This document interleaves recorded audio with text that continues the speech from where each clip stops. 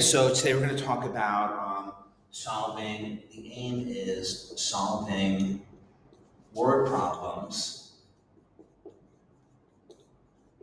using, can you see it? Yeah, using quadratics. Using quadratics. So the first thing I ask you to do is just do these problems. Do now x squared equals 36. 3x squared minus 3 equals 2x squared plus 22. Try x minus 3 squared equals 16. X squared plus 3x equals 40. And x squared minus 5x minus 14. Okay, why don't you pause the video and try these on your own. Okay, we're back. Let's just go through these. Well, in this case, we see, oh, you know what? X squared, it's alone. We're in good shape. So I can simply say x equals plus or minus the square root of 36, or x equals plus or minus 6. In this case, I want to see if I can get the x squared alone. Let me set everything to 0. Let me see what happens. So this becomes, oh, and I'm sorry, I'm going to make this 24. No, I apologize. I'm going to make this 22. So, oh, that's right. So let's see. I'm going to move the 2x squared to the right. So I have x squared. I'm going to move the negative 3 to the right, giving me 25. Okay, this I can quickly do by inspection. I have x plus 5 squared. X squared equals 25. So x is equal to plus or minus the square root of 25, which is plus or minus 5.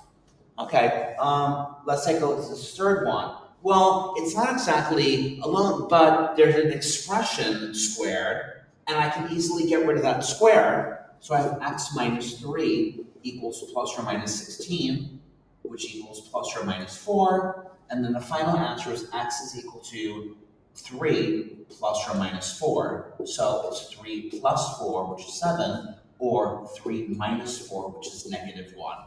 Now, these last two, I can't isolate an x squared, and I can't factor anything out. First thing I'm going to do is set it equal to 0. So we have x squared plus 3x minus 10 equals 0. I look at my quadratic, I say, you know what, I can factor this, parentheses, equals 0, x. I'm going to use the 5-10 combination, 5-2 combination, and I know it's positive 5, negative 2, x plus 5 equals 0, or x minus 2 equals 0. So x equals negative 5, or x equals 2. Please remember it's or, not and. So you can't have negative 5 and 2 at the same time. It's either negative 5 squared plus 3 times negative 5 minus 10 equals 0, or 2 squared plus 3 times 2 minus 10 equals 0. Once again, that's why it's an or and not an and. Little thing. Anyway, let's take a look at the last problem. X squared minus 5x equals 14. Set it equal to 0. We look at this. We realize that we can factor it. Once immediately I see the 7-2 combination is going to get me the 5. So I have x, 7-2. How do I get to negative 5? Negative 7, positive 2. X minus 7 equals 0. Or x plus 2 equals 0. Final answer is x equals 7 or x equals negative 2. Nice. Okay, let's move on to today's lesson, which is solving word problems using quadratics. So pause the video, copy the stuff down. I'm going to erase this now. Okay. So with any word problem, it's no different than the previous word problems. Step 1, identify the unknowns. Oh, sorry. Step 1, identify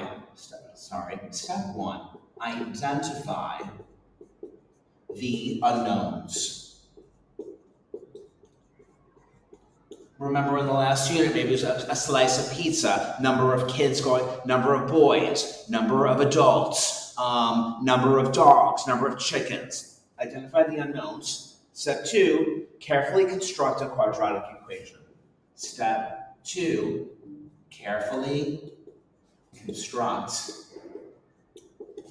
a quadratic equation. quadratic equation.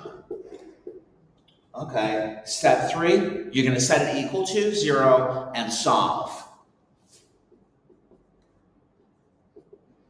You're going to try to solve,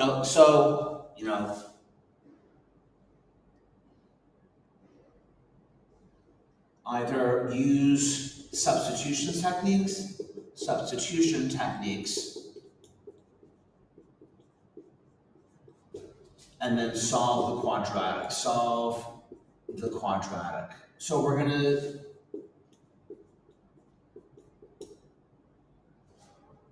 and then step 4, check and write the final answer. Step 4, check and write the final answer. Now, like the last unit, sometimes we were able to write our equations with one equation, one unknown. Sometimes we needed 2 variables, but at the end of the day, we're going to be combining all these things and making a quadratic equation, which we have to solve. So question number 1, the difference between a number and a square is 20. Question number 1, the difference between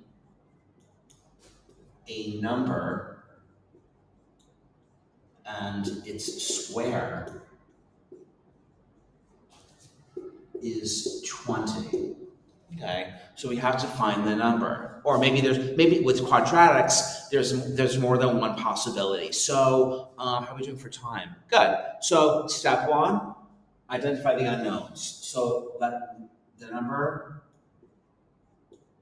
let's call it x. Step 2.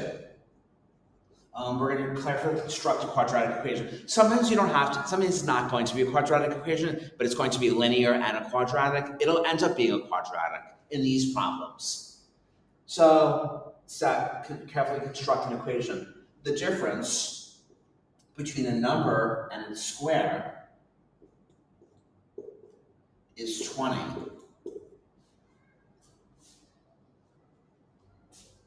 So here's our quadratic. Step 3. Use substitution techniques. If we need them, we might not need them. Here we don't. Solve the quadratic. Well, so that's something equal to 0. We know how to solve this. Factor it.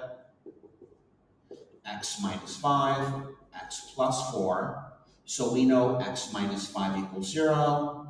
X plus 4 equals 0. We have 2 potential solutions. X equals 5 or x equals negative 4. Do they both work? Maybe. Let's check it out. So let's see. We have 5 squared minus 5 equals 20. Nice. Negative 4 squared minus negative 4, which is 16 plus 4, also equals 20. Nice. The numbers are 5 or negative 4. Nice. Okay, let's take a look at question number 2. So you know what I'm going to do? Write this down. I'm going to erase this.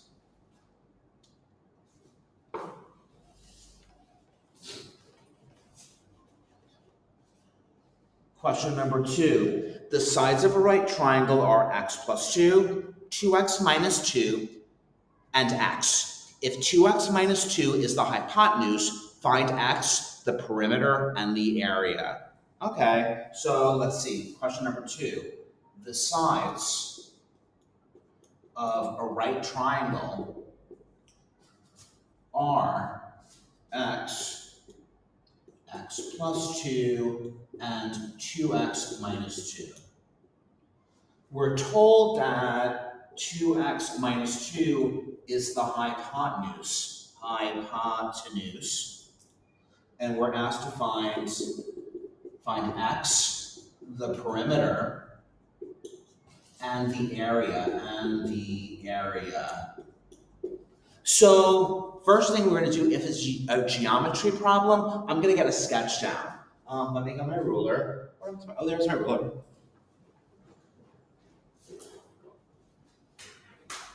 Let's see. Here's my ruler. Sorry. Let's get this down. Here's down. Because you always want to use a ruler. Because you always want to be you always want to be as exact as possible. It's not the best, or I'm not the best, but whatever. Here's a right triangle. We said the 2x minus 2 is the hypotenuse. X and x plus 2 are the legs. Do we have a relationship among the sides of a right triangle? And the answer is yeah, Pythagoras theorem. So we know that a squared plus b squared equals c squared.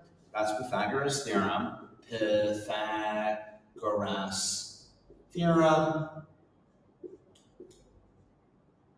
And so let's see what we have here. So we have x squared plus x plus 2 squared is equal to 2x minus 2 squared.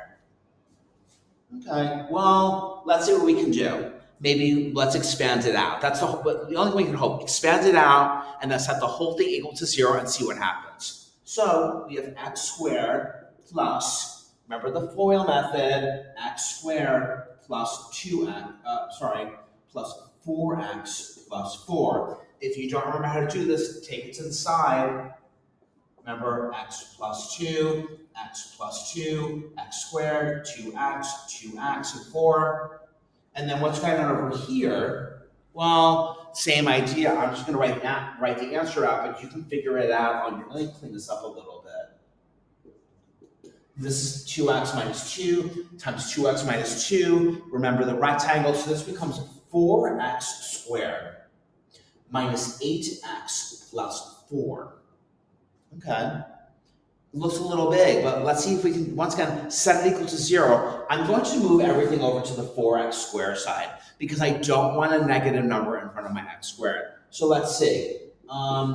X squared, this becomes 2x squared. The 4 and the 4 cancel out, and we're left with minus 12x equals 0.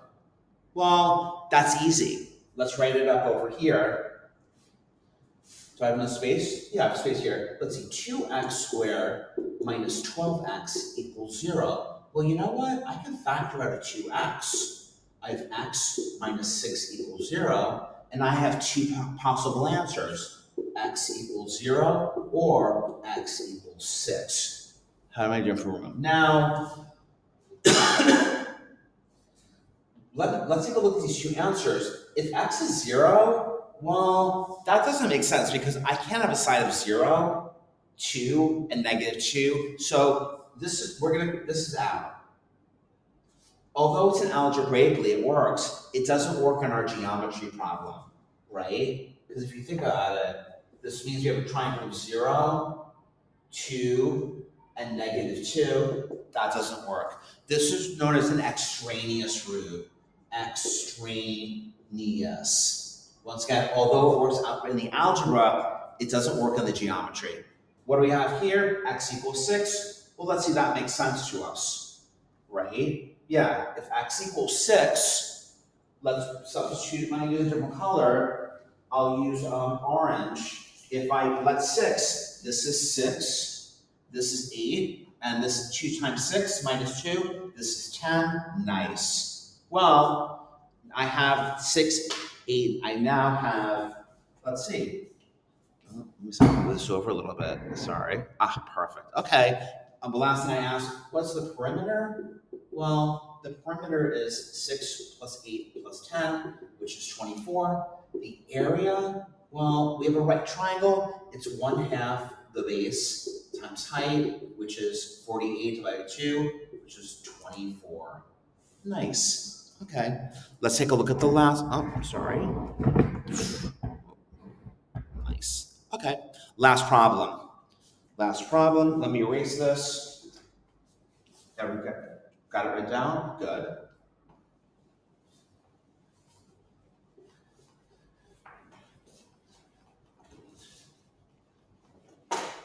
Nice. Okay. Last problem. A rectangle has a perimeter of 64 and an area of 220. What are the dimensions? Let's see, number 3. A rectangle has a perimeter of 64 meters and an area of 220 meters squared. Is it all in there? Perfect. The question is, find the dimensions. Find the dimensions. Okay, well, it's a geometry problem, so I'm going to draw a picture. Let's see. I'm going to draw my rectangle over here. Let's see. Done. Done. Done.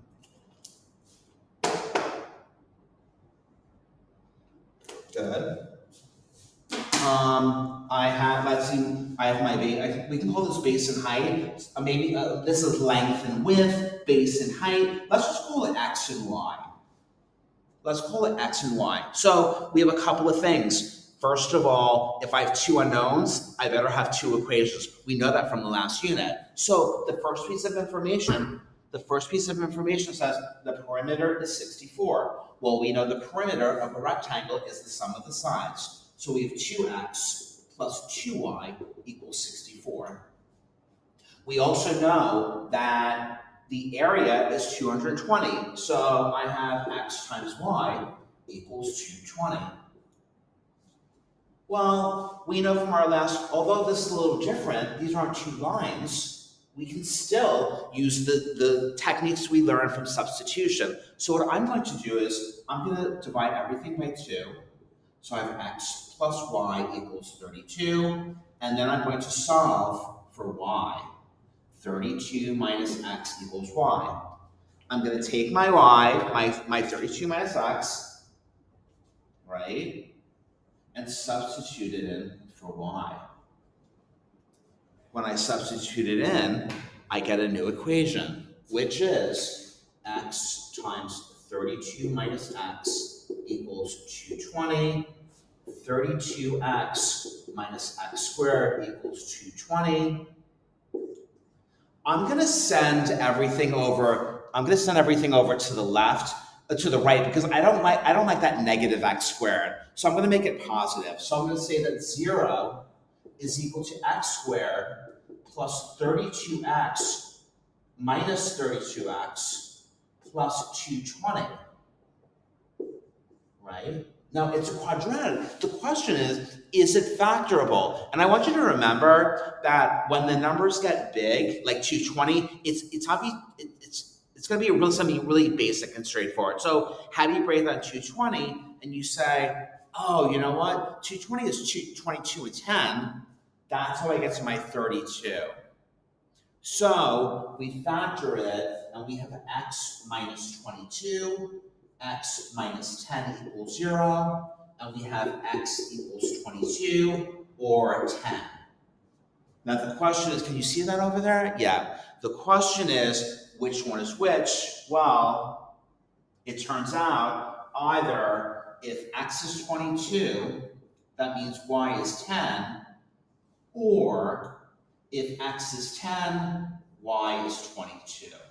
And that's basically the idea of solving word problems using quadratics. Once again, identify the unknowns, carefully construct a quadratic, or construct a set of equations.